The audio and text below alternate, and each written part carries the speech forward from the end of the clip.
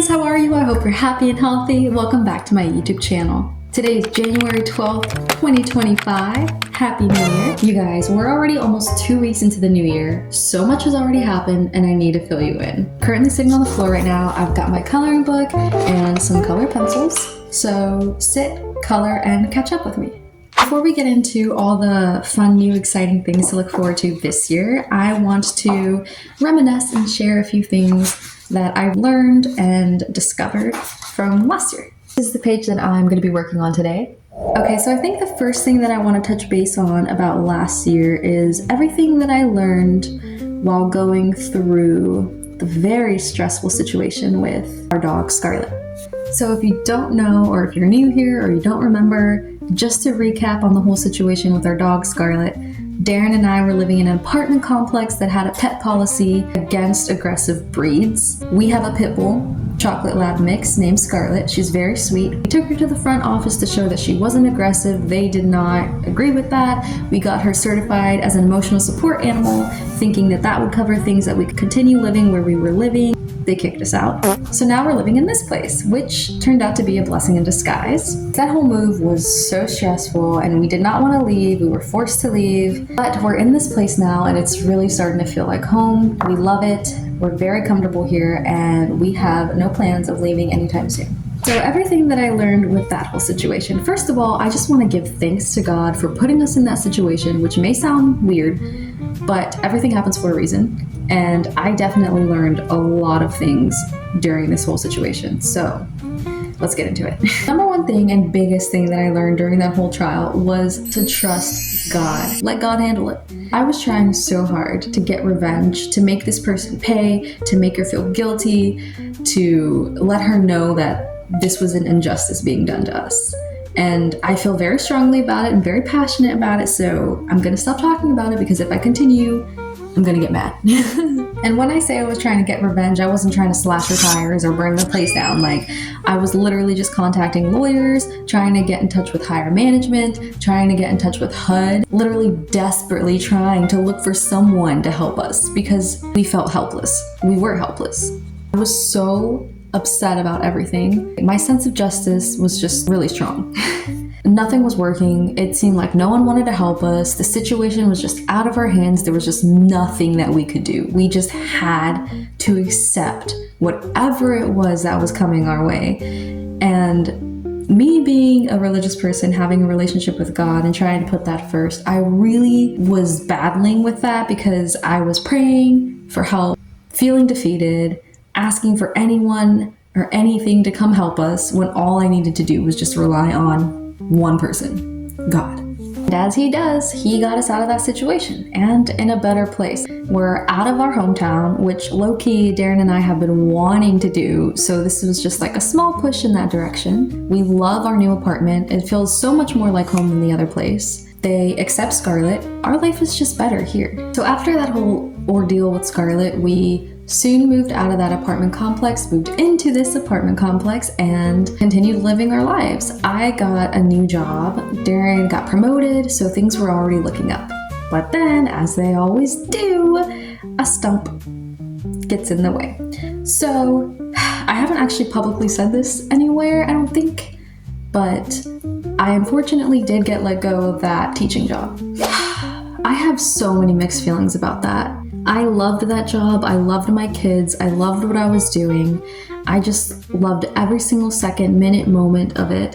I adored it. I had a routine. Things were great. I'm not sure exactly what happened, but this is another lesson that I learned last year, which is just to let it go. Let it be. Everything happens for a reason. When this happened, I was completely blindsided. I had no idea this was happening. I thought I was checking all the right boxes, doing everything right. Clearly, something along the way was not aligned. And it really, really broke my heart and shattered me. I just really loved my students and I just loved what I was doing. So I don't know exactly why it was taken away from me. I haven't really figured that out yet, but I know that I cannot move on to bigger and better things in my life if I'm constantly looking back in the past and wondering what could have been, or what happened there, or why this, why that. So yes, I am continuing to learn how to let it go. Another really big major thing that I learned last year, which I think is going to be something that I'm going to have to continue to learn, is forgiveness. And that forgiveness doesn't mean settling. The thing that brings me to this topic is my relationship with my parents. As of this year and October of last year, I am no longer in contact with my parents, and that is their choice, whether they choose to see it that way or not. If you've been on my channel or you know me personally, you know my journey with my parents. I think I've come a long way from not wanting absolutely anything to do with them, to begging for them to love me, to finally accepting them for who they are, creatures of habit, of unchanging habit, and that's okay. I'm okay with accepting them for who they are, for what they've done, what they've said. I accept it. It's happened, it's over. I'm working on forgiving them.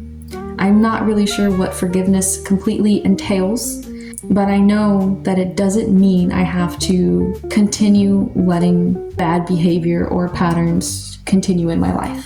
That pretty much sums up everything that I learned last year, so let's get into the exciting things about this year. Okay, so I'm gonna start off with the most exciting one because I just can't contain myself. That is Darren and I are now engaged. Guys, I'm so excited. I can't believe it. He put a ring on it. We're engaged. We have no set dates for anything, but we're just both really excited and just so in love. So that's the first thing that's super exciting about 2025. He proposed January 4th, which is the same day as our anniversary. So stay tuned for wedding things. Like I said, we really have no plans as of right now, but just know we are both super excited, so very happy, and just so incredibly blessed. Another huge major thing that is happening this year, hopefully, is that I'm meeting my biological mom for the first time ever. Yep, if you didn't know, I am adopted. I was adopted at 6 years old. Towards the very, very end of last year, I started to get in contact with my biological mom via Facebook. Talked on the phone. She knows about the engagement. She wants to come to the wedding, which absolutely, I want her there. Hopefully, we can arrange something to meet before the wedding so we can maybe go wedding dress shopping and just get those eggshells out of the way. Guys, if you think about it, that is such a full circle moment for me because I had just finally started to accept that my parents and I relationship is just not gonna flourish. It's not gonna go anywhere. The fact that now God has found a way, made a way for me and my biological mother to be reunited. Like, wow. All I gotta say is God is good, and I will continue saying it to the day I am dead in the dirt. So at the very beginning of this month, January, Darren and I went on a trip to Fredericksburg for a few days in order to celebrate our 3-year anniversary, which is the same day that he proposed to me on. I'll insert some pictures and maybe the video as well.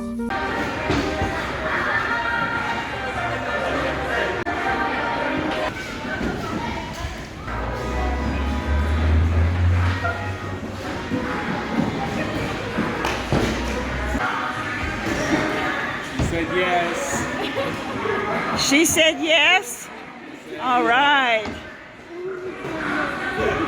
So 2025 has just started. Darren and I are on a trip in Fredericksburg. We just got engaged. We're celebrating our 3-year anniversary. And on January 3rd, the day before our anniversary and the day before he proposed to me, I turned 25 years old. So we were celebrating our anniversary, my birthday, and unbeknownst to me, our engagement. Needless to say, I am extremely excited for this upcoming year. I have no idea what's to come, good or bad. I welcome everything. because I know that God will handle it. He will carry us through like He always has and always will. I'm just super excited for the future, for what's to come, for what's ahead, and I'm super excited for y'all as well. I really hope that your 2025 has had an amazing start to it, like mine has. That's pretty much it for the updates that I have for y'all for 2025. Thank you so much for staying here, coloring with me, and listening to me talk. I do want to say before I let you go that if you're struggling with anything, if you're uncertain about anything, if you're in a place where you don't know where to look, forward or back, just know that things are going to be okay. Try to stay in the present moment and be thankful for every little thing that comes your way, because it is in fact a gift from God. Keep pushing forward. Life's going to get better. I love you so, so much. Thank you for staying with me, and I hope you have a wonderful, wonderful rest of your day. Goodbye.